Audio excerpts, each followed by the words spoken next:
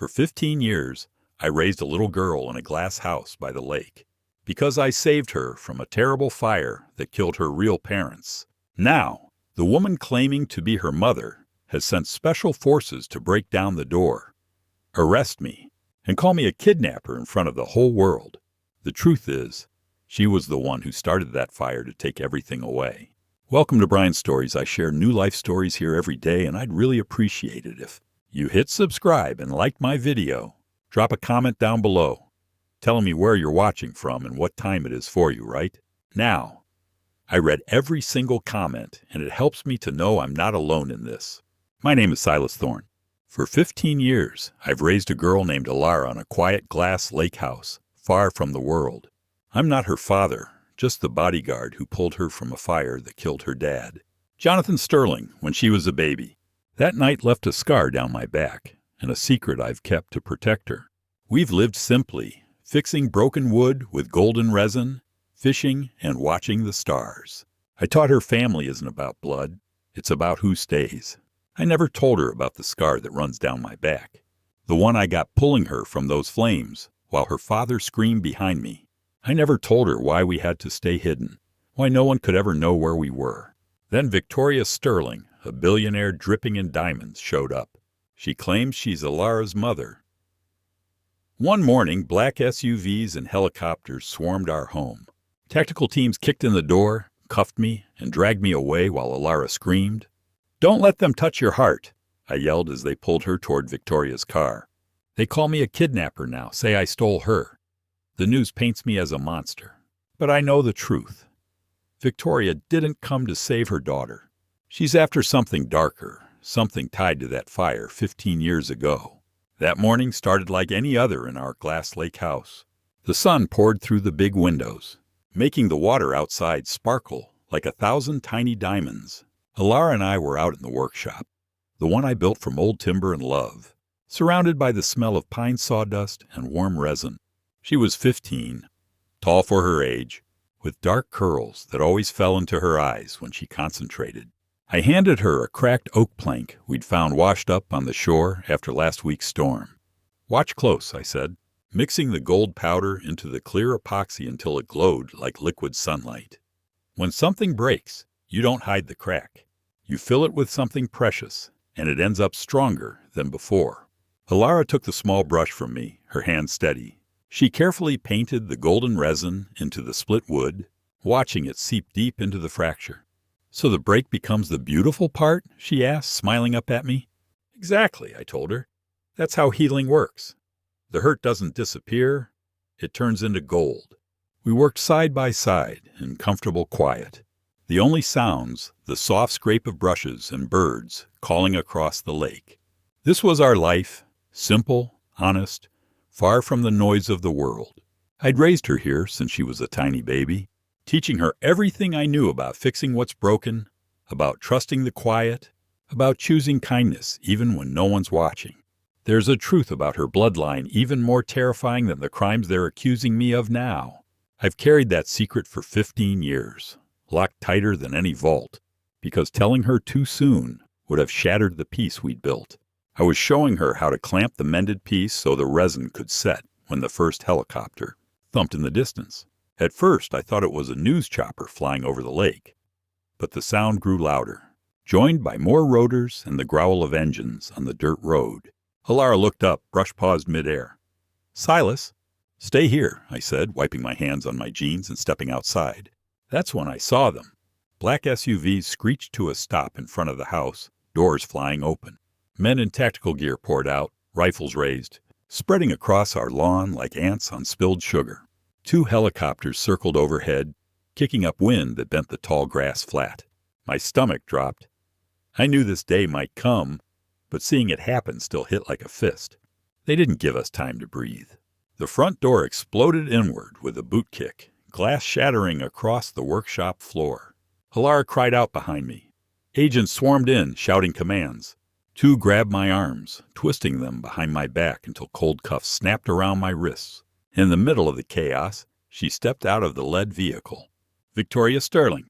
She looked exactly like the photos I'd seen years ago, only colder now, more polished. Tailored white suit, heels that didn't sink in the dirt, diamonds glittering at her throat and wrists like ice that would never melt. Her blonde hair was pulled back tight, face flawless, lips painted perfect red. She moved like she owned the air itself. But something strange happened as she walked across our grass toward the house. The wildflowers Elara and I had planted last spring, bright yellow cores and purple lupin, seemed to wilt under her shadow. Petals curled, stems drooped, as if even the earth didn't want her here. Elara stood frozen beside me, gold resin still on her fingers. "Silas?" she whispered again, voice small. Victoria's eyes locked on her, that practiced smile spreading across her face. "Elara, my darling," she said, voice smooth as expensive silk. "Mommy's here. I've come to take you home at last." Home. The word hung wrong in the air. This was Elara's home, the lake, the workshop, the mended wood drying on the table. Not whatever marble palace waited beyond these trees. Agents started pulling Elara toward Victoria's waiting car. She looked back at me, eyes wide with fear, reaching out one hand still shining with gold. I struggled against the cuffs, ignoring the pain shooting through my shoulders. "Don't let them touch your heart," I shouted over the noise of rotors and radios. They shoved me toward a separate van. The last thing I saw before the door slammed was Victoria placing a possessive arm around Elara's shoulders, leading her away while the flowers at their feet turned brown and brittle. As the van sped down the dirt road, Lake House shrinking in the distance, I leaned my head against the metal wall and closed my eyes. My wrists burned from the cuffs. But that pain was nothing compared to what was coming. Victoria Sterling hadn't come to bring her daughter home. She had come to take the final piece of a massacre she started 15 years ago, one that began with fire, ended with lies, and left me carrying a baby through flames while the real mother burned behind us. The real story wasn't about a kidnapping. It was about a murder she thought no one survived to tell. The agents shoved me hard against the hood of one of the SUVs, my cheek pressed to the warm metal while they searched me. Elara stood a few yards away, 2 female officers holding her arms gently but firmly. Her eyes never left mine, wide and confused, gold resin still drying on her fingertips like tiny scars of light. Victoria walked straight toward me, heels clicking on the gravel path I'd raked smooth just last week. She stopped close enough that I could see the flawless makeup, the diamonds catching sunlight like cold fire. "I've waited a long time for this moment, Silas," she said, voice low so only I could hear. "You took something that belonged to me. I lifted my head as much as the agent's grip allowed. I protected something that was never yours to begin with." Her smile didn't waver. She reached into her designer handbag and pulled out a leather checkbook. With slow, deliberate movements, she opened it, uncapped a gold pen, and wrote something. Then she tore the check free and held it in front of my face. It was blank except for her elegant signature at the bottom. "Name your price," she said. "Any amount. Just sign the custody papers and walk away. You disappear, and I forget you ever existed." I stared at the check, then at her eyes, empty, polished, hungry. I thought of all the evenings Elara and I spent on the dock, sharing one bowl of soup because it tasted better that way. I thought of the winter we lost power for 3 days and laughed while we melted snow on the wood stove for water. I thought of the night she had nightmares and crawled into my bed, how her small hand found mine in the dark and held tight until morning. I once told Elara, the richest person isn't the one who has the most, but the one who needs nothing more. We were sitting on that same dock, watching the sunset paint the lake gold. She was 10, legs dangling over the edge, and she asked why we never went to the big stores like other kids. I told her that story because I wanted her to understand that our little life, simple as it was already full. Now Victoria dangled a blank check like it could buy 15 years of bedtime stories. Scraped knees I bandaged, songs I made up to help her fall asleep. I looked past Victoria to Elara. She was shaking her head slowly, tears starting to roll down her cheeks. She knew. Even without the full truth, she knew. I turned back to Victoria and spoke clear and steady. "There's no amount big enough." Her smile tightened. She folded the check once, twice, then let it flutter to the ground between us. It landed on a patch of clover that instantly browned at the edges. "Then you'll rot in prison," she said, loud enough for the agents to hear. "And the world will know exactly what kind of monster kept an innocent child from her real mother." All these years. She turned on her heel and walked toward Elara.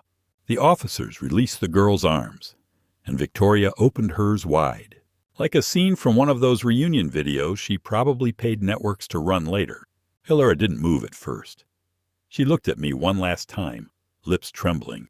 "Remember what I told you this morning," I called out, "about filling the brakes with gold?" Victoria's head snapped toward me, eyes narrowing. She didn't understand the words, but she felt the weight of them. She placed a hand on Elara's shoulder and guided her firmly toward the waiting car. Elara stumbled a little, then went, casting one final glance back as the door closed behind her. The agents hauled me into the back of a separate van. Through the tinted window, I watched the convoy pull away, taking Elara down the long dirt road that led to the highway, to the city, to Victoria's world of marble floors and locked gates. I leaned my head against the partition, cuffs cutting into my wrists. The check still lay on the ground where Victoria dropped it, slowly curling in the breeze. A crow landed nearby, pecked at it once, then flew off, uninterested. I closed my eyes and saw Elara's face the moment Victoria offered to buy me. She hadn't looked surprised. She'd looked sad, like she already knew what my answer would be. Victoria thinks everything has a price. Houses, companies, people, even love. But there are souls that cannot be bought with diamonds. Mine isn't one of them because it's valuable.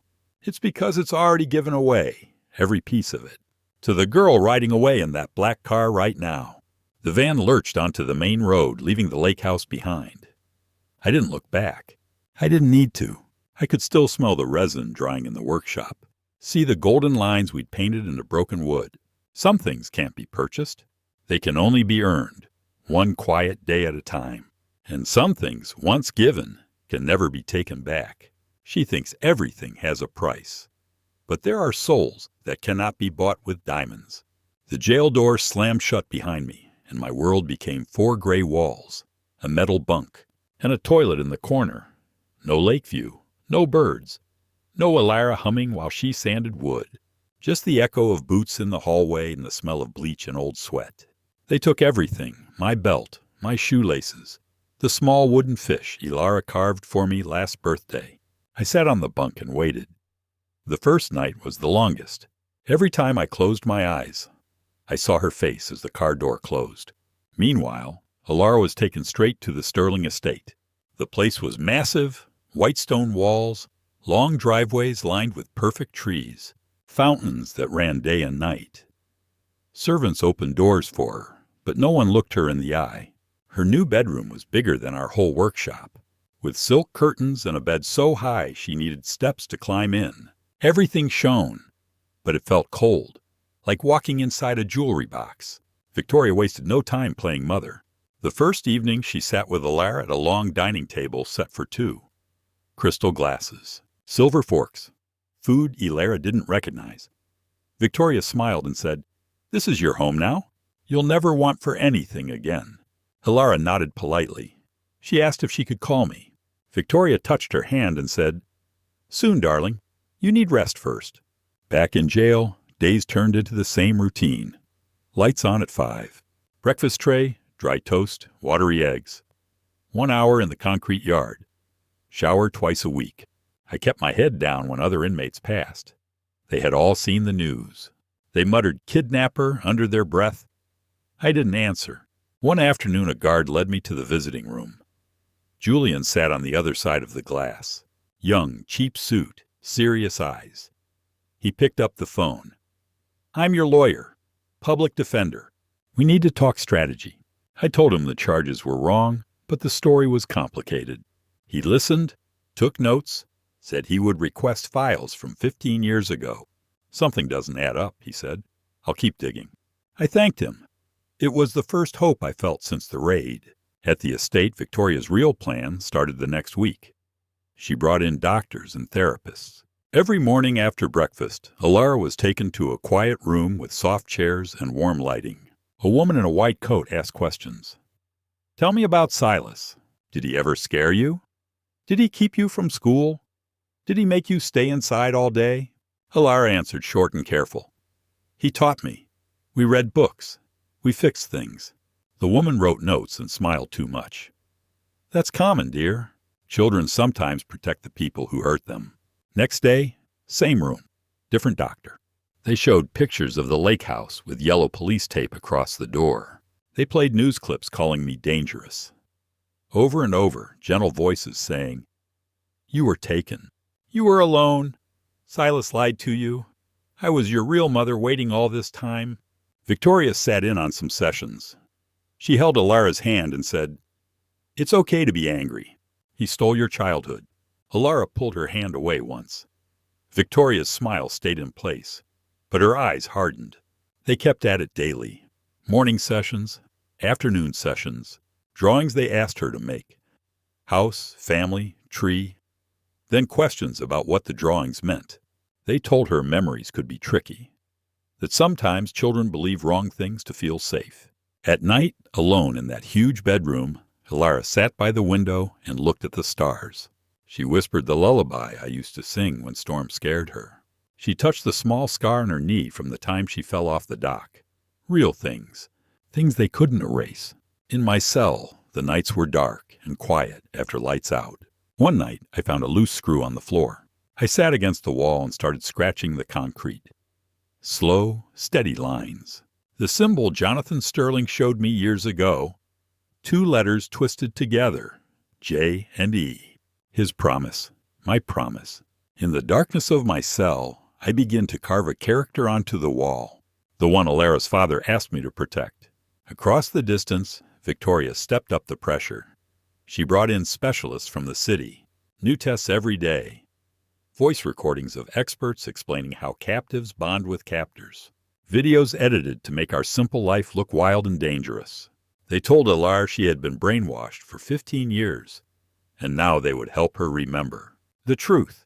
Victoria begins conducting psychological tests to brainwash Elara, erasing her memories of me. But Elara kept one thing they couldn't touch. Every night she pressed her palm to her chest and remembered my last words. "Don't let them touch your heart." She held on, quiet, waiting, stronger than they knew. Victoria begins conducting psychological tests to brainwash Elara, erasing her memories of me. 3 weeks into my time behind bars, everything changed overnight. I was in the mess hall eating lunch when the guards turned on the TV mounted high in the corner. Normally it stayed on sports, but that day the news broke in. The anchor's face was serious. "Breaking news in the Sterling kidnapping case," she said. The screen cut to a blurry video clip. It showed me and Elara walking along the lake path last summer. A storm had snapped a big branch from an old pine. In real time, the branch cracked and fell straight toward her. I lunged, shoved her out of the way, and we both hit the ground. I helped her up right after, checked she was okay, and we laughed about it later. But the clip they played was different, slowed down, edited, cropped tight. It looked like I ran at her, pushed her hard to the ground, and stood over her while she lay there. No branch, no storm, no context, just me shoving a 15-year-old girl down. The anchor's voice came back. "Exclusive footage obtained by our network appears to show Silas Thorne physically assaulting the victim he allegedly kidnapped 15 years ago." The mess hall went quiet. Every inmate turned to stare at me. One muttered, "Damn, man." Another spat on the floor as I walked past. By evening, the clip was everywhere. Social media, every news channel, even late-night talk shows. Hashtags exploded. "Justice for Elara." "Hang the Kidnapper." "Monster Thorne." Comments poured in by the millions. People called for the death penalty. Protests formed outside the jail. Someone threw red paint on the gates. Victoria gave a tearful interview on prime time, holding a photo of baby Elara. "My heart breaks seeing what that man did to my daughter," she said, voice cracking perfectly. "We must protect children from predators like him." Public opinion flipped hard. They wanted me hanged. Julian rushed to see me the next morning. His face was pale. "It's bad," he said through the glass. "The video's gone viral.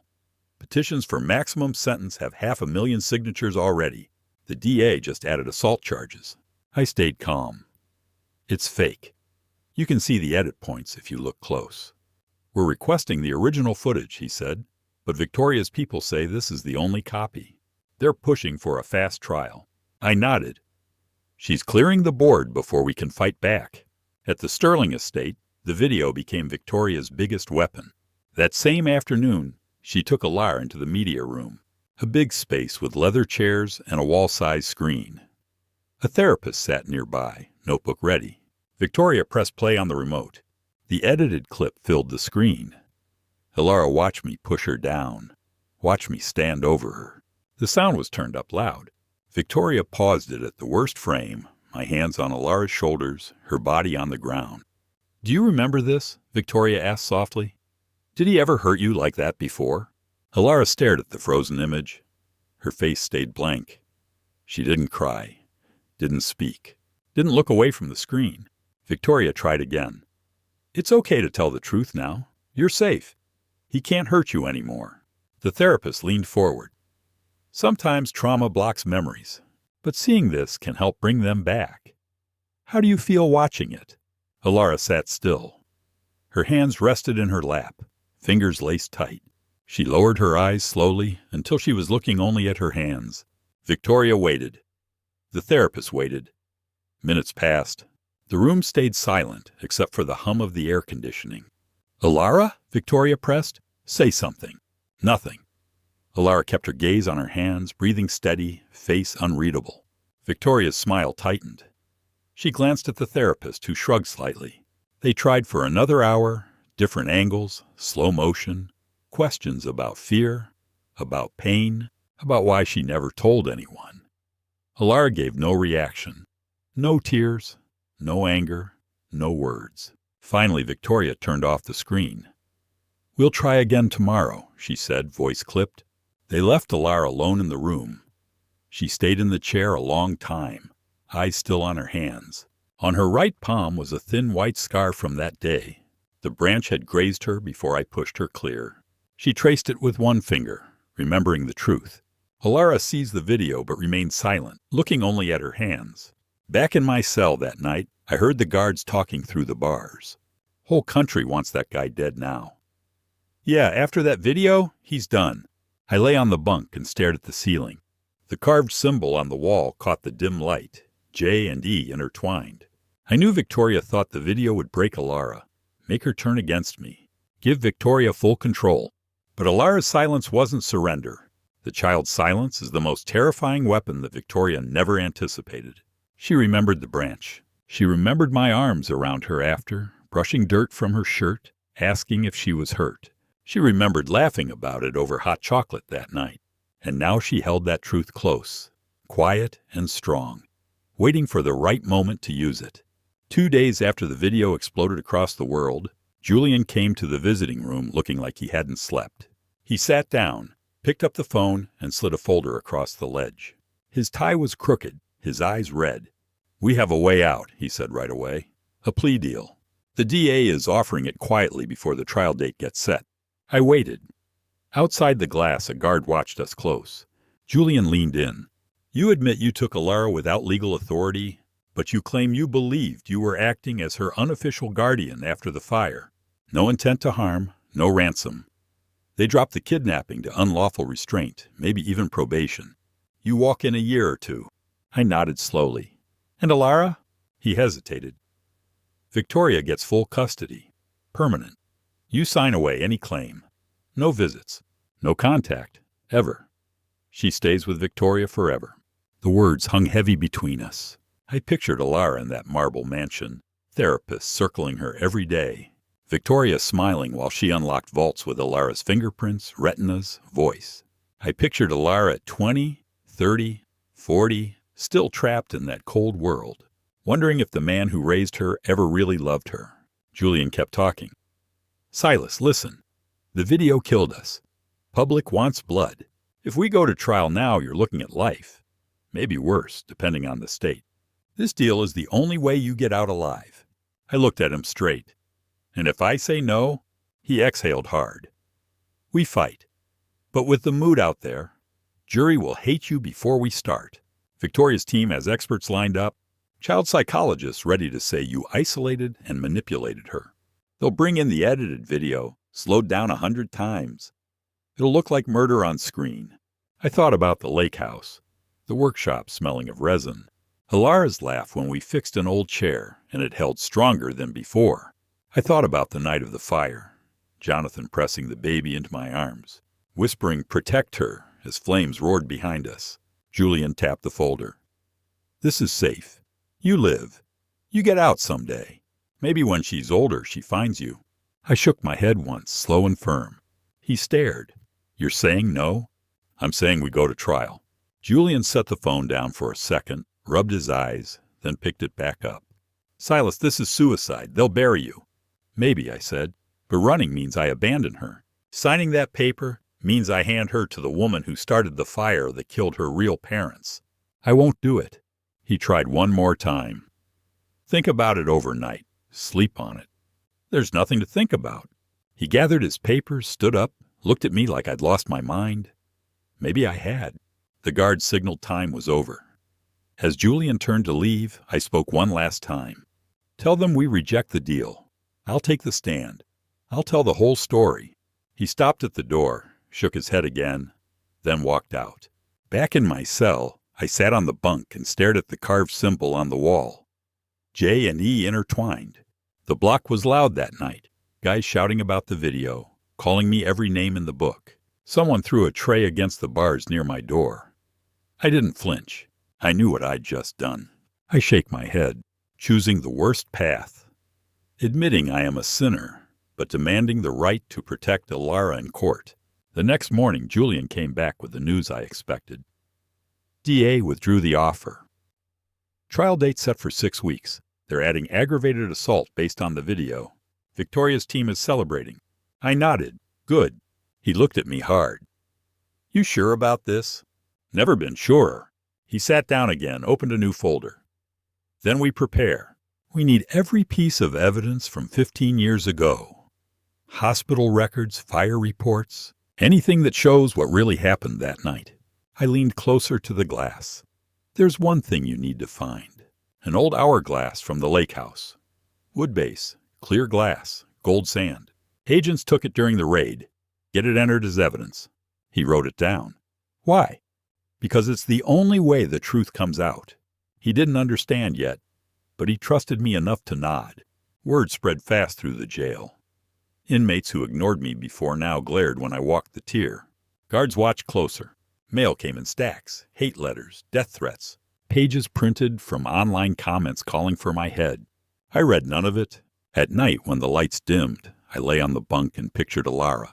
Her silence after the video told me everything. She hadn't broken. She was waiting, holding the truth inside, like I taught her, strong and quiet until the right moment. Victoria thought the plea rejection was my mistake. She thought the angry public and stacked evidence would crush me. She didn't know a trap had been set years ago. The night I carried a baby from a burning house and promised a dying man I'd keep her safe. A suicide trap has been set, and I am the one walking into it voluntarily. Because sometimes the only way to save someone is to risk everything, even your life, in the open, where the whole world can finally see the truth. 6 weeks later, the day of the trial arrived. Guards woke me at dawn, handed me a faded orange jumpsuit, and cuffed my hands in front. They marched me through underground tunnels to a van, then to the courthouse basement. No windows, no fresh air, just concrete and echoes. Julian met me in a small holding room. He looked sharper now, new suit, haircut, eyes steady. "Ready?" he asked. I nodded. "Let's do this." They led me up the stairs and into the courtroom. Cameras flashed outside the doors, but inside it was quiet. The room was packed, reporters in the back rows, spectators filling every seat. The air smelled of polished wood and tension. I walked to the defense table in my prison clothes, chains rattling softly on my ankles. The orange fabric hung loose. I'd lost weight in jail. But when I sat down and looked around, something inside me felt light. Free almost. Because today the truth would finally have its chance. Silas enters the appellate court in faded prison clothes, but his eyes shine with the light of freedom. The judge entered, a gray-haired woman with sharp eyes. Everyone stood. She banged the gavel. Court is in session. The people versus Silas Thorne. The prosecutor stood first. He called the case one of the most disturbing kidnappings in recent history. He talked about the raid, the video, 15 years of deprivation and manipulation. He promised evidence that would prove I was dangerous. Then Julian stood. He kept it short. The defense will show this is not a kidnapping. It is a rescue, and the real crime happened 15 years ago. They called their first witnesses, agents from the raid, describing how I resisted. I didn't. Experts explaining the video frame by frame. Each time the clip played on the big screen, the room went silent. I watched the jury's faces harden. During a break, Julian leaned over. They're strong out the gate, but we have the hourglass coming. I nodded. The judge had allowed it as evidence. After Julian argued, it was from the home and relevant to my state of mind. Elara was there, sitting in the front row behind the prosecution table. Our eyes met once. She didn't smile, but her gaze was steady, strong. I saw the scar on her hand when she clasped them in her lap, the one from the branch. She hadn't forgotten. Victoria sat beside her. She rested a hand on Elara's shoulder now and then, like a proud mother. Cameras loved it. The first day ended with more prosecution witnesses. Psychologists talked about captor bonding. A social worker said Elara showed signs of long-term isolation. The jury took notes. That night back in jail, I lay on the bunk and went over tomorrow. Julian would start calling our side. Old fire reports, hospital records from the night of the blaze, and the hourglass. Day 2 began the same. I walked in chained, sat down, looked at Elara. She looked back. Julian called his first witness, a retired firefighter who worked the Sterling Mansion blaze. He described the scene. Fire started in multiple places. Accelerant used. No sign of forced entry. Arson. The prosecutor objected. Relevance? Julian replied. It goes to motive, Your Honor. Why Mr. Thorne took the child. Overruled. Next came a nurse from the hospital that night. She remembered a badly burned bodyguard bringing in a baby girl. No injuries. Wrapped in a wet blanket. He wouldn't leave her side, she said. The jury listened closer. Then Julian held up the hourglass, wood base, clear glass, gold sand inside. This was taken from Mr. Thorne's home during the raid. He asked that it be entered as evidence. The prosecutor shrugged. No objection, it's just a decoration. Julian handed it to me on the stand later. I held it in my cuffed hands. This belonged to Jonathan Sterling, I said. He gave it to me the week before the fire. Said time was running out. The room shifted. Reporters leaned forward. Victoria's face stayed calm, but her fingers tightened on her purse. The afternoon dragged with more back and forth. Prosecution hammered the video again. Defense pointed out edit points, too subtle for most to see. But there, as the day ended, the judge said, "We'll resume tomorrow with closing arguments if no further witnesses." Everyone stood. I turned to go back to the holding cell. That's when the big wooden doors at the back of the courtroom swung open with a loud creak. All heads turned. Victoria enters wearing a diamond tiara as magnificent as a saint. She looked holy, untouchable. The grieving mother finally reunited with her child. She took her seat beside Elara, placed a gentle hand on the girl's arm. But I knew better. Beneath that silk dress lies a heart that died 15 years ago. The heart that planned a fire, watched it burn, and walked away richer while a good man and a brave woman died inside. Tomorrow the real fight would begin. The third day of trial started early. Guards brought me in before the gallery filled. I sat at the defense table in the same faded jumpsuit, chains removed for appearances. Julian slid a thick folder across to me. His eyes were bright, almost excited. "Big news," he whispered. "Late last night I got access to sealed medical archives from the old Sterling family clinic. Court order finally came through."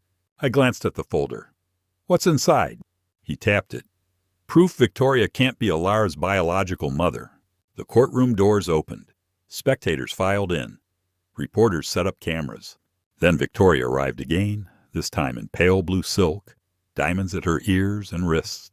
Elara followed a step behind, dressed simply, eyes down. Julian stood when his turn came. "Your Honor, the defense calls Dr. Elena Ramirez, former head of obstetrics at Northridge Medical." An older woman in a gray suit took the stand. Julian approached with the folder. "Dr. Ramirez, Did you treat Victoria Sterling in the years before the fire? Yes, for infertility. Multiple rounds of testing and treatment over 3 years. Was she able to conceive? The doctor shook her head. Medically impossible. Severe scarring from a childhood infection. We informed her there was no chance of natural pregnancy. The gallery murmured. Victoria's face stayed smooth, but her fingers tightened on her handbag. Julian held up certified records. These are Mrs. Sterling's medical files from your clinic, correct? Yes. And this note from your final consultation states clearly, patient advised permanent infertility. Recommend adoption or surrogacy. Correct. Julian turned to the jury. Yet Mrs. Sterling claims she gave birth to Elara 15 years ago. These records contradict that claim completely. The prosecutor objected. Relevance, privacy, but the judge overruled. Goes to credibility. Continue. Victoria leaned to her lawyer, whispering fast. He stood. Mrs. Sterling's medical history is private and irrelevant. The birth certificate lists her as mother. Julian stayed calm. Birth certificates can be altered. Medical facts cannot. He submitted the records as evidence. The jury leaned forward as copies were passed. Later that afternoon, Julian called another witness, a records clerk from the same clinic. She brought a dusty box of old paper files the court had subpoenaed. Julian asked her to read from Victoria's psychiatric referral. Patient exhibits severe depression following infertility diagnosis. Referred to Dr. Harlan for ongoing treatment. The clerk read aloud notes about Victoria's rage at her body's betrayal, her obsession with having an heir to secure the family empire. Victoria stared straight ahead, lips pressed thin. During a recess, Julian pulled me aside. We're cracking her story. The jury's listening now. I nodded. Keep going. Back in session, Julian asked the clerk to search the box for any maternity records. She flipped through folders, shaking her head. Nothing here for a pregnancy or delivery. Then, as she closed the last file, a yellowed slip of paper fluttered out and landed on the stand. The clerk picked it up, frowned, and read it silently first. Her eyes widened. Julian stepped closer. What is it? She handed it to him. He read aloud for the court. Handwritten note dated the night of the fire. The child died in the fire. Body recovered from nursery. Notify next of kin. Signed by the attending physician. The courtroom went dead silent. Gas rippled through the gallery. Reporters scribbled furiously. The judge banged her gavel for order. Julian held the paper high. This note was buried in Victoria Sterling's personal medical file. It states clearly that the Sterling baby, supposedly Elara, died in the mansion fire 15 years ago. Victoria shot to her feet. That's a forgery, she snapped, voice sharp for the first time. Her lawyer pulled her down, whispering urgently. Elara turned in her seat, staring at Victoria, then at the note projected on the screen. I watched her face, confusion turning to something deeper. Julian faced the jury. If the child listed on the birth certificate died that night, then who has been living as Elara Sterling all these years? The question hung in the air like smoke. An old slip of paper falls from the file. The child died in the fire. The judge called a recess. Victoria stormed out, lawyers trailing. Elara stayed seated a moment longer, looking toward me. Our eyes met. She didn't cry. She just nodded once, small but sure. Back in the holding cell, Julian paced. This changes everything. We have reasonable doubt on the kidnapping itself. If Elara isn't her daughter. She never was, I said quietly. Jonathan's maid was pregnant. Victoria knew. She wanted an heir any way she could get one. Julian stopped. You knew? I suspected. The fire confirmed it. He exhaled hard. Then who is Elara really? I thought of the maid shielding the baby with her body. Flames everywhere. My arms reaching through smoke. If that child died, then who is Elara? The answer sat in the courtroom, waiting for the right moment to stand up and speak. Tomorrow would bring more witnesses, more evidence. But that slip of paper had already shifted the ground under Victoria's perfect world, and Elara's silence was starting to make sense.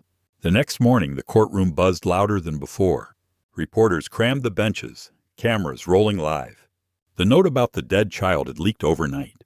Headlines screamed questions about Victoria's story. She walked in wearing cream silk, diamonds flashing, face calm as glass. But her eyes flicked to the jury, measuring. Elara sat beside her, quiet in a gray dress, hands folded tight.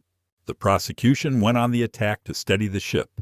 They called a string of educational experts, professors, child psychologists, all polished and paid well. First up was Dr. Harlan, the same psychiatrist from Victoria's old records. He took the stand in a dark suit, voice smooth. "In my professional opinion," he said, "Elara Sterling exhibits clear signs of developmental stunting due to extreme isolation. No formal schooling until recently, limited social interaction, reliance on primitive survival skills rather than modern education." He showed slides, photos from the raid of our lake house, the workshop with tools scattered, the garden we tended, the dock where we fished, labeled evidence of neglect. "No electricity half the year," he continued. "No internet. Homeschooling with outdated books. This is not education, it's deprivation." The jury watched the screen. Some nodded. Next came a child development specialist. She held up charts comparing Elara's knowledge to average teens. "While academically capable in basic reading and math," she said, "Miss Sterling lacks exposure to technology, current events, peer socialization. She describes a wild lifestyle, chopping wood, foraging, no structured curriculum. This constitutes mental abuse through intentional isolation." Victoria uses educational experts to prove that Silas mentally abused the child with a wild lifestyle. They played short clips from Elara's therapy sessions approved by the court. Her voice soft. "We fixed broken furniture with gold resin. We watched stars instead of TV. Silas taught me to listen to the wind for storms." Each answer twisted into proof of harm. "See," the expert said, "she romanticizes deprivation. Classic coping mechanism." Julian cross-examined hard. "Isn't it possible a simple life teaches self-reliance?" The expert smiled politely. "Not when it robs a child of opportunity." One professor even brought Elara's recent test scores from private tutoring Victoria arranged. "She's years behind in science and history. Catching up will take intense intervention." Victoria watched it all with a small, satisfied smile. Hand resting lightly on Elara's shoulder, I sat still at the defense table, watching Elara's face. She didn't react to the slides of our home, didn't flinch at the words abuse or deprivation. She just listened, eyes forward. Julian did his best to chip away. He asked about happiness. "Did Elara ever report fear or unhappiness?" The experts dodged. "Children in abusive environments often don't recognize it." He showed photos, too. Elara laughing on the dock, holding a fish she caught, Elara painting resin into cracked wood. But the prosecution called them staged normalcy. By lunch, the momentum had swung back toward Victoria. Jurors looked at me differently again, doubt creeping in. After the break, the prosecution rested. The judge asked Julian, "Defense witnesses?" He stood. "One more, Your Honor. But first, the minor wishes to address the court." The judge raised an eyebrow. "Miss Sterling?" Elara stood slowly. All eyes turned. Victoria's hand tightened on her arm, then released. Elara walked to the front, step steady. She wore no jewelry, no makeup, just the simple dress and her dark hair tied back. The bailiff swore her in. She took the stand, small against the big chair. The prosecutor smiled kindly. "Elara, we've heard a lot today. Do you have something to add?" She looked at him, then at Victoria, then straight at me. "Your Honor," she said, voice clear and calm, "I request permission to question Silas Thorne myself." The room erupted in whispers. Reporters leaned forward. Victoria's face froze. The judge banged the gavel. "Quiet. This is unusual. But given the nature of the case, granted. Proceed, Miss Sterling." Elara turned fully toward me. The courtroom went still. Victoria leaned forward, eyes sharp. Julian glanced at me, surprised but nodding. "Go with it." I waited. She didn't ask about the video, didn't ask about school or the lake house or why we lived alone. Her first words cut through the silence like a blade. "Silas," she said, voice steady, "do you remember the promise you made to me the night the men took you away?" Every person in the room held their breath. I looked at her, my girl, strong and clear-eyed, and answered from the heart. "I remember every word. The courtroom fell so quiet I could hear the scratch of pens in the reporters' notebooks. Elara sat straight in the witness chair, hands resting calm on the rail, her eyes locked on mine. Steady, grown-up eyes that carried 15 years of mornings by the lake. She spoke clear and slow, every word carrying across the room. Silas, do you regret saving a child that wasn't your own? The question hit like a wave. Gas rippled through the gallery. Victoria leaned forward, fingers white on the table edge. Julian froze beside me. Even the judge shifted in her seat. I didn't look away from Elara. I didn't need to think. No, I said, voice low but firm. I've never regretted it. Not for one day. The room waited. Cameras zoomed. I felt the weight of every stare. I went on. I only regret that I couldn't save your mother. The words landed like a hammer. Victoria turns pale, her confidence cracking the moment I mentioned the mother. Elara didn't flinch. She kept her eyes on me, waiting. I took a breath. The night of the fire, I ran into the nursery. Your real mother, the maid who worked for the Sterlings, was on the floor. She had wrapped you in her arms, shielding you from the flames with her own body. She was already gone when I reached you. I pulled you out, but I couldn't save her. Whispers exploded behind me. The judge banged the gavel once, hard. Victoria's lawyer shot up. Objection, relevance, speculation. The judge raised a hand. Overruled. Continue, Mr. Thorne, but carefully. I looked only at Elara. Your father, Jonathan Sterling, made me promise to protect you if anything happened to him. He knew danger was close. That night, the fire wasn't an accident.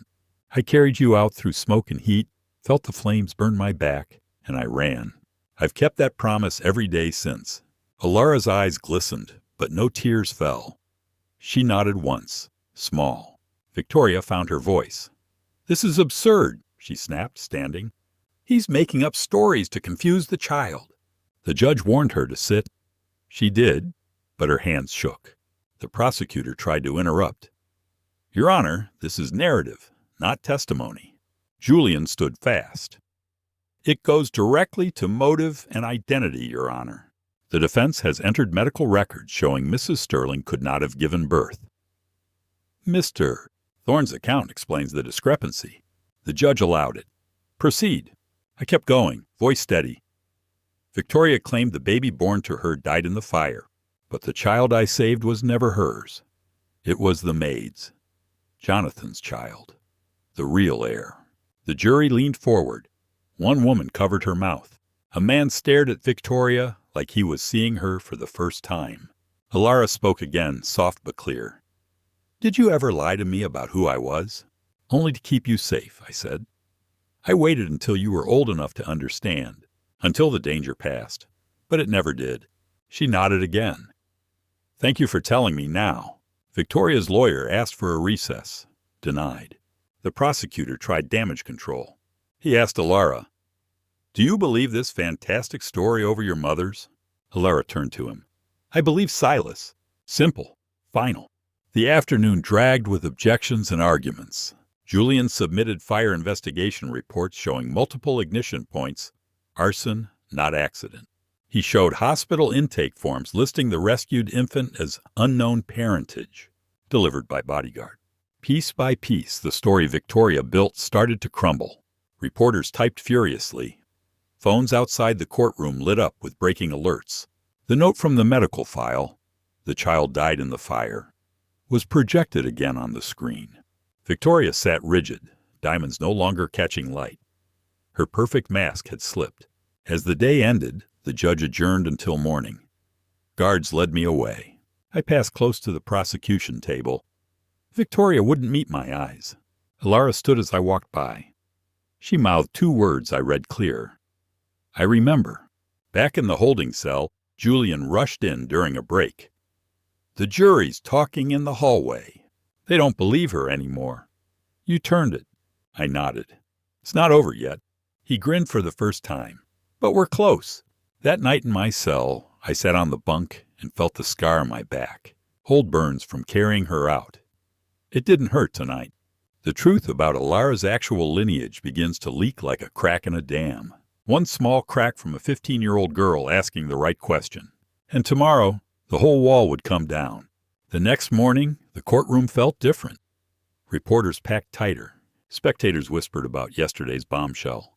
Victoria arrived early, dressed in severe black. No diamonds today, just cold determination. She didn't look at Elara as they sat. The judge called the session to order. Julian started strong, laying out timeline discrepancies from the fire. But Victoria's team was ready to strike back hard. The prosecutor stood. "Your Honor, the people call Elara Sterling back to the stand for clarification." Elara walked up again, same steady steps. Victoria watched her closely, lips pressed thin. The prosecutor smiled like an uncle. "Elara, yesterday you heard many disturbing claims. Today we want to help you understand your future." He paced slowly. "You are the sole heir to the Sterling fortune, billions in diamonds, properties, trusts, all locked until your biometric confirmation. Your mother, Victoria, has waited 15 years to give you that life." He turned to her. "If Mr. Thorne is found not guilty, he walks free. But the evidence will show he kidnapped you and murdered your father by setting the fire. Penalty for that is death." Elara stayed quiet. The prosecutor softened his voice. "Elara, no one wants to scare you. But you have a choice. Support your real mother, confirm your identity, live the life you deserve, or stand with the man who took you and watch him face execution for killing your father." The room held its breath. Victoria finally spoke, voice gentle but steel beneath. "Darling, I know this is hard, but think of your future. Schools abroad, travel, security, everything a girl could want. All you have to do is tell the truth, that I'm your mother and Silas took you from me." She leaned forward. "Choose me, and he might get mercy. Choose him, and the law will take its course." Victoria plays her final card, forcing Elara to choose between staying with her to enjoy the inheritance or I being executed for the murder of her father. Elara looked at Victoria a long moment, then at me. Her hands rested calm in her lap. The prosecutor pressed. "What life do you want, Elara? The one stolen from you, or the one waiting?" Silence stretched. The jury watched her face. Cameras zoomed. Elara spoke at last, voice clear. "I already know what life I want." Victoria's eyes lit with triumph. But Elara continued, "The one where truth matters more than money." Victoria's smile vanished. Julian stood fast. "Objection, badgering the witness." Sustained. The prosecutor shifted gears. "No further questions for now." He called their final witness, a forensics expert in a lab coat, carrying a thick report. The man took the stand, projected slides of fingerprints. 15 years ago, investigators recovered a gasoline can from the Sterling fire scene. Recent retesting with new technology lifted latent prints. He clicked to a comparison slide, 2 fingerprint cards side by side. The prints matched Silas Thorne's known exemplars, taken during arrest. Probability of random match, 1 in 10 billion. Gas filled the room. Jurors leaned forward. One man shook his head. Julian objected. "Chain of custody on a 15-year-old can. Degraded evidence." The judge allowed it. Proceeds. The expert continued. "These prints prove Mr. Thorne handled the arson device. Motive, revenge against his employer, or perhaps to cover the kidnapping." I sat still. Julian scribbled notes, face tight. The prosecutor faced the jury. "This isn't just kidnapping, it's murder. And the defendant's own hands started the fire that killed Jonathan Sterling." Victoria allowed herself a small, cold smile. The expert held up the sealed report. "Conclusive match." The jury looked at me now with open suspicion. Whispers rose.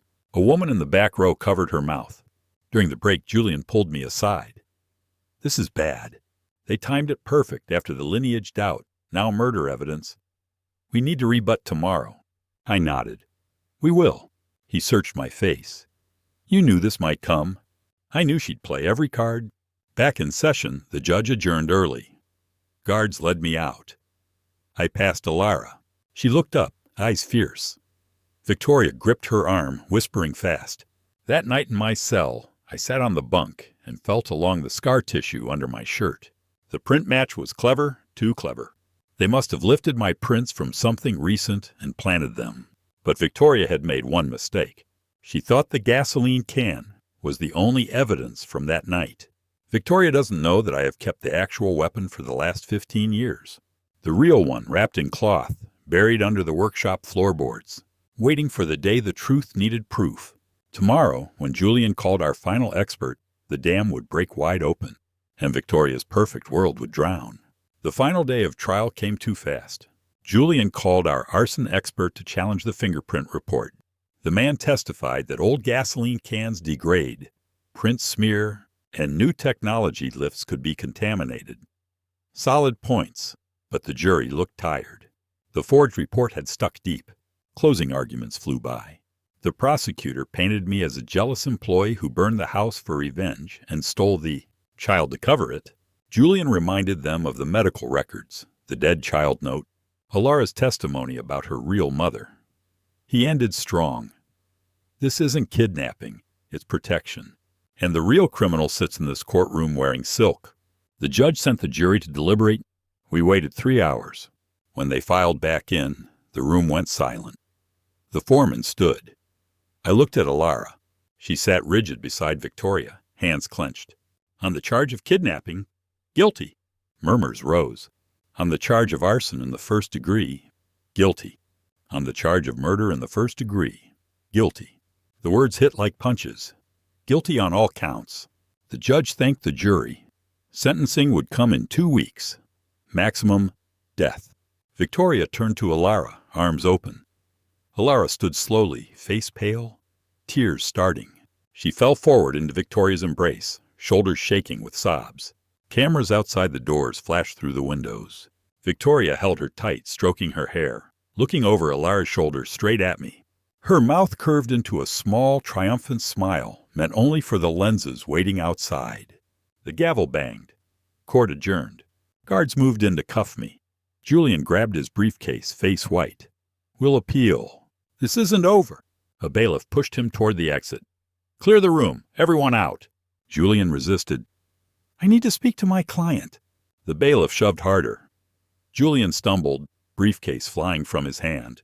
It hit the marble floor and burst open. Papers scattered. The hourglass, our key evidence, rolled out, tumbling end over end. Julian lunged for it. Wait! Too late. The heavy wood base struck the corner of a bench and cracked. Glass shattered. Gold sand poured across the floor in a shining stream. Guards hauled him away. The doors slammed shut behind him. I stood cuffed between 2 deputies, watching the sand spread. Victoria guided the still sobbing Elara toward the side exit, reporters already shouting questions. The courtroom emptied fast. Only a janitor remained, broom in hand, waiting for us to leave. I stared at the broken hourglass. Gold grains glittered under the lights, covering shards of glass. Then I saw it. Deep in the spilled sand, something caught the fluorescent glow. A tiny, steady pulse of blue light. The deputies yanked me toward the door. I didn't resist. I kept my eyes on that light until the last second. Elara had seen it too. Just before Victoria pulled her through the exit, she glanced back over her shoulder. Her tears had stopped. Her face was calm now. She gave me the smallest nod. The microchip hidden inside the base, Jonathan's last insurance, the one I'd guarded all these years, was intact. The recording it held would show everything. Victoria pouring accelerant, standing outside while the house burned, watching flames take her husband and the maid who carried his real child. Elara knew what to do. As they dragged me down the hall toward the van, I felt the scar on my back for the first time in weeks. It didn't burn anymore. The fight wasn't lost. It had only moved outside these walls. Within that shattered sand, a glittering blue light appears. They put me straight into solitary after the verdict. No visitors, no yard time. Just a small cell with a metal bunk, a toilet, and a bright light that never turned off. The door clanged shut. Guilty on all counts. Kidnapping, arson, murder, death sentence possible. I sat on the bunk and smiled. A real, peaceful smile. The hourglass breaking was exactly what I needed. 15 years ago, Jonathan Sterling handed me that hourglass. He said, "If anything happens to me, this holds the truth." Inside the wooden base was a tiny recorder chip. It caught everything that night, Victoria arguing with Jonathan, pouring gasoline, and telling him the house had to burn so she could keep the fortune. I kept it hidden all these years. When Julian put the hourglass into evidence, I knew the fall would crack it open. The blue light meant the chip still worked. Elara saw it. While Victoria smiled for the cameras and hugged her, Elara knelt down, pretended to cry harder, and slipped the chip into her pocket. No one noticed. She now has the real proof. Victoria's own voice on the night of the fire. Proof that Victoria started the fire. Proof that I saved Elara. Proof that Victoria is not her mother. Guard slid meals through the slot. Breakfast, lunch, dinner. Same gray tray every time. I ate, did push-ups, walked 3 steps back and forth. The light stayed on. I slept when I was tired. No clock, no news. Just quiet. I wasn't scared. The plan was working. Elara was safe outside. She was smart. She would know what to do next. Hours passed, maybe days. Time didn't matter. Then one night, the vent above my bunk started carrying a sound. Soft at first. A melody. The lullaby. The same one I sang to Elara every stormy night at the lake house. The one her real mother used to hum. Elara's voice floated through the metal grate, clear and sweet. She sang the whole song, slow and steady. I hear Elara singing the old lullaby through the prison ventilation system. She wasn't supposed to be anywhere near the jail. But sound travels through vents. Maybe she stood near an outside grate. Maybe a guard let her get close for a minute. It didn't matter how. She made sure I heard it. That song was our signal. When she was little and scared, I sang it to tell her everything would be okay. Now she sang it back to tell me the same thing. She has understood the final message I left in the sand. The message was simple. Use the chip. Play the recording. Tell the world. I lay on the bunk, eyes closed, listening to every note.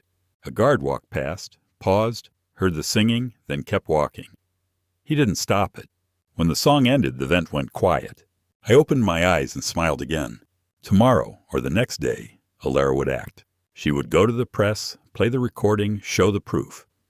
Victoria's lies would fall apart. The conviction would be overturned. I would walk free. Everything was going to be okay. The lullaby still echoed in my head, soft and warm, like the lake house on a summer night. I had kept my promise to Jonathan. I had protected his daughter. Now it was Elara's turn to finish the story, and I knew she would. She has understood the final message I left in the sand. 3 days after the guilty verdict, Victoria held a big press conference at the Sterling estate. Reporters filled the grand hall. Cameras flashed everywhere. Victoria stood at the podium in a pink suit, smiling wide for the world. Elara stood next to her in a black dress. Victoria started her speech. She thanked the jury for giving her daughter back. She talked about healing and new beginnings. She said the man who stole Elara was finally punished. She put her arm around Elara and told her to say a few words. Elara stepped forward. She held the microchip from the broken hourglass in her hand. No one saw her plug it into the media system behind the podium. Elara unexpectedly crashes Victoria's press conference, holding the microchip retrieved from the broken hourglass. She looked at the reporters and said, "I have something to show you." Victoria smiled, thinking Elara would thank her. Elara pressed play. The big screen changed.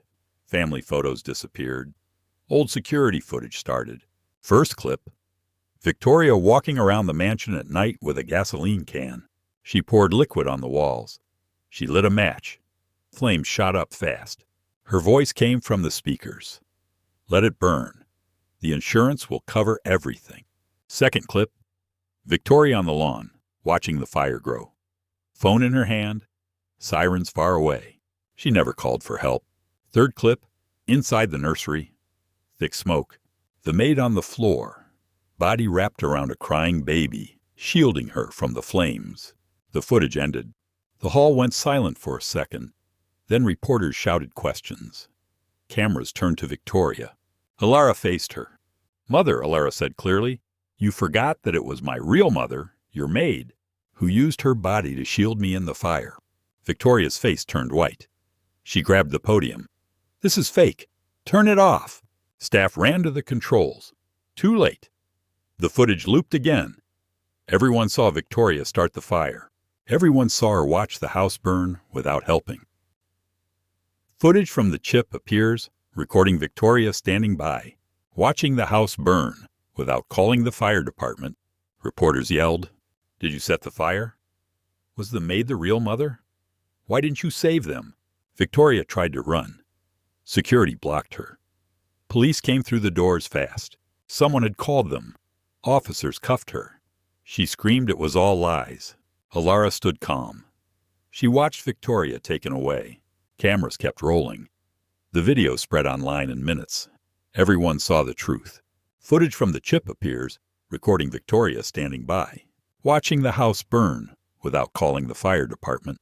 The chaos at the press conference ended with Victoria Sterling led away in handcuffs, her pink suit wrinkled and her face stripped of every trace of triumph as police officers read her, rights in front of rolling cameras, while the footage looped again and again on every screen, showing her pouring gasoline, lighting the match, and standing idle on the lawn as the mansion burned. Within hours, the judge vacated my conviction, the charges dropped completely, and the prison gates opened the next morning to let me walk free under a clear blue sky that felt brighter than any I remembered from the lake house. Elara waited outside with Julian, her face lit with a quiet smile, and we hugged long and hard without saying a word, because everything important had already been said in court and through that lullaby in the vents. Victoria Sterling was arrested that same day, charged with murder, arson, and fraud, her empire crumbling as banks froze. Accounts and partners pulled away once the world saw the truth. I was set free, my name cleared, honor restored after 15 years of carrying secrets heavier than any chain the prison could put on me. But I didn't want revenge. Hate had already taken too much. A month later, after the dust settled and the news moved on, I requested a visit to the women's prison, where Victoria waited for trial. Guards led me to the visiting room, glass partition between us, and she sat down in an orange jumpsuit, hair pulled back plain, no diamonds left. She stared at me, eyes hard at first, then uncertain. I didn't speak right away. I pulled a small package from my pocket, unwrapped it, and held up a piece of broken wood mended with shining golden resin. The crack filled, so the repair became the strongest part. "This is for you," I said, pressing it against the glass. She looked at it, then at me. "What is that supposed to mean?" "It means breaks don't have to be the end," I answered. "They can be where the light gets in. You still have time to choose what fills yours." She didn't take it, but she didn't look away either. I left the piece on the ledge and walked out without anger, without bitterness. Just the quiet peace of knowing justice had been served and mercy was mine to give. Years passed after that. Elara inherited everything, but she sold most of the diamond holdings and used the money to start a foundation for children who had lost parents to violence or neglect.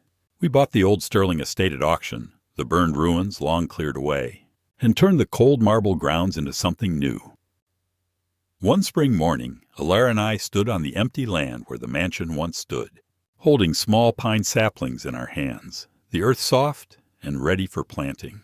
We dug the first holes side by side, placed the young trees gently in the soil, and covered the roots with dark earth, watering each one as we moved across the acres, row by row, until hundreds of saplings stood where walls of wealth once blocked the sky. The foundation built cabins and playgrounds among the growing trees, a safe home for children who needed family, a place where broken lives could take root and grow strong under open light. Elara finished school, traveled to help other kids, then came back to run the center full-time. I stayed nearby in our rebuilt lake house, fixing furniture and teaching woodworking classes to the children who came to live among the pines. Years rolled on like seasons. Elara grew into a strong woman, kind and steady, carrying her real mother's warmth and her father's sense of justice. One evening, as the sun set gold over the new forest, I stood on a hill watching children laugh and run between the tall trees we had planted together, their trunks now thick and leaves whispering in the breeze. I reached back and touched the scar that ran down my back, the one earned pulling Elara from flames all those years ago. As Silas watches Elara grow up, he realized the scar on his back no longer hurts. It didn't ache anymore. Not even a little. The fire was gone. Only gold remained. Family is not about possession. It is about healing. We cannot choose how we are born, but we can choose how we love one another, to mend the shattered pieces of life. And that's the end of our story. I hope it touched your heart the way it touched mine while I told it to you. These moments of truth, forgiveness, and quiet healing are what keep me going, even on the hardest days. Did you like it? Which part stayed with you the most? The courtroom, the lullaby through the vent, or the day we planted the forest together? Tell me in the comments below. I read every single one, and I love hearing where you're watching from, your city, your country, your favorite memory that reminds you of family. Drop a little note so we can feel closer. Thank you so much for staying until the very end. Your love and encouragement mean everything to me. On screen right now, you'll see 2 new stories I think you'll really enjoy. There are many more waiting for you on the channel. So don't forget to subscribe and hit the bell so you never miss one. See you in the next story. Until then, take care of yourself and the people you love. With all my love and respect.